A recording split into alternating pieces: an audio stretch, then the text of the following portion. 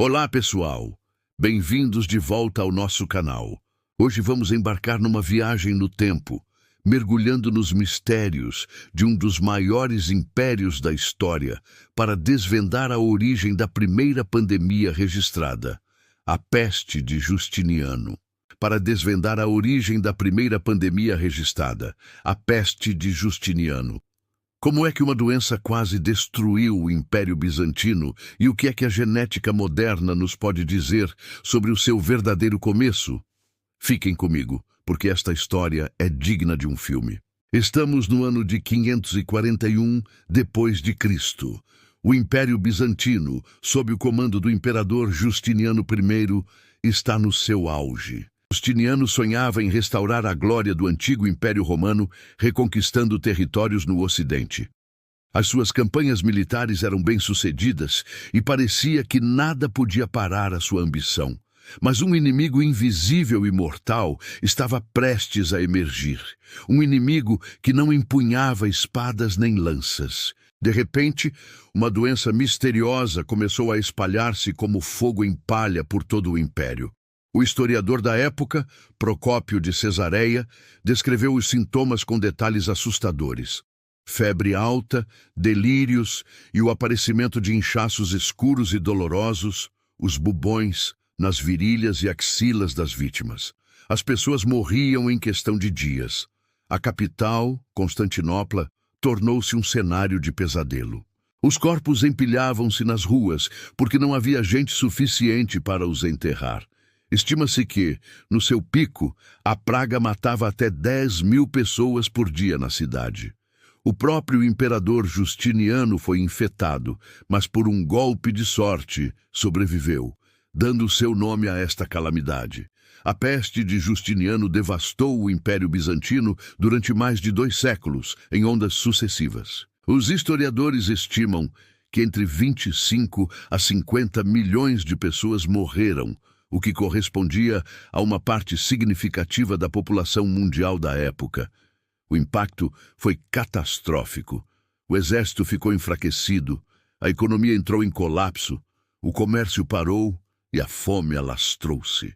O sonho de Justiniano de um império romano reunificado morreu juntamente com milhões dos seus súbditos. Durante séculos, a origem desta praga permaneceu um mistério. Procópio e outros cronistas especulavam que teria vindo da África, especificamente do Egito, que era o celeiro do império. Mas eram apenas suposições. Avancemos rapidamente para o século XXI. Com os avanços da arqueogenética, os cientistas ganharam uma nova ferramenta poderosa para investigar o passado, o ADN antigo. Ao extrair material genético de restos mortais de vítimas da peste, os investigadores conseguiram finalmente identificar o culpado. E, sem surpresa, era uma velha conhecida, a bactéria Yersinia pestis, a mesma responsável pela peste negra que assolaria a Europa 800 anos mais tarde.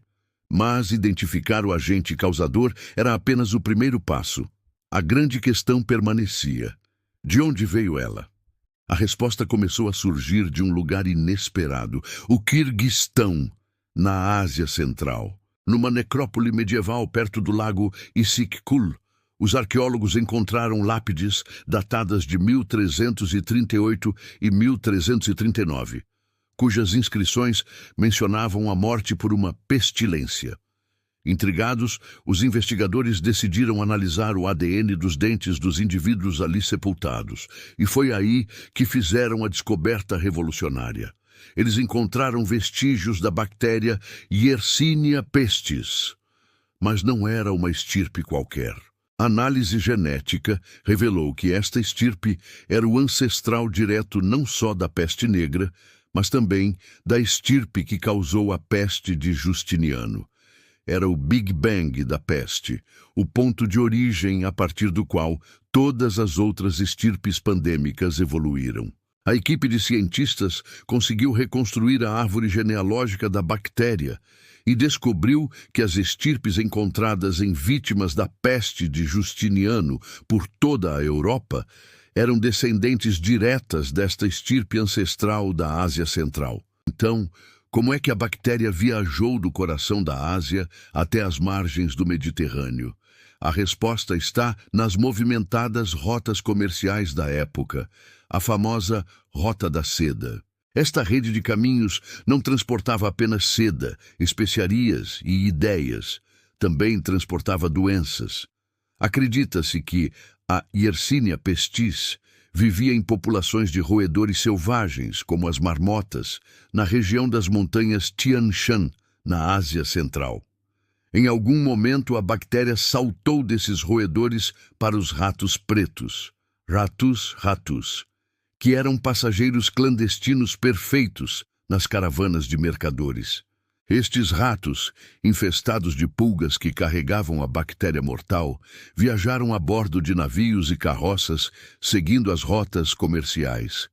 A praga provavelmente viajou para o sul, chegando aos portos do Oceano Índico, e daí para o Mar Vermelho, acabando por desembarcar em Pelúsio, um porto movimentado no Egito.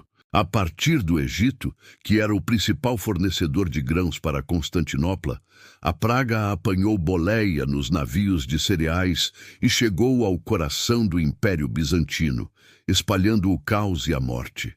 As suspeitas do historiador Procópio, afinal, não estavam totalmente erradas quanto ao ponto de entrada no Império, mas a origem real era muito mais distante. Esta descoberta é incrível por várias razões. Primeiro, reescreve a história da primeira pandemia, mostrando que a sua origem não foi em África, mas sim na Ásia Central, milhares de quilômetros a leste. Segundo, prova a ligação direta entre a peste de Justiniano e a peste negra, mostrando que foram causadas por estirpes relacionadas da mesma bactéria, originárias do mesmo foco geográfico. É como encontrar o paciente zero de todas as grandes pragas de peste da história. Este trabalho científico, que combina arqueologia, história e genética de ponta, é um exemplo fantástico de como podemos usar a tecnologia moderna para resolver mistérios com quase 1500 anos. Mostra também como o nosso mundo sempre esteve interligado. As mesmas rotas que promoveram a prosperidade e a troca cultural também serviram como autoestradas para agentes patogênicos mortais. A história da peste de Justiniano é um lembrete poderoso da vulnerabilidade das civilizações, por mais poderosas que pareçam, e da importância de compreender a origem e a disseminação das doenças.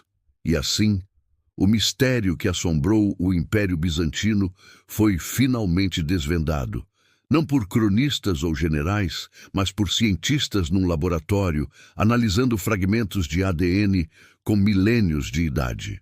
Uma história fascinante que nos liga diretamente a um dos eventos mais dramáticos da história da humanidade. O que acharam desta incrível jornada pela história e pela ciência?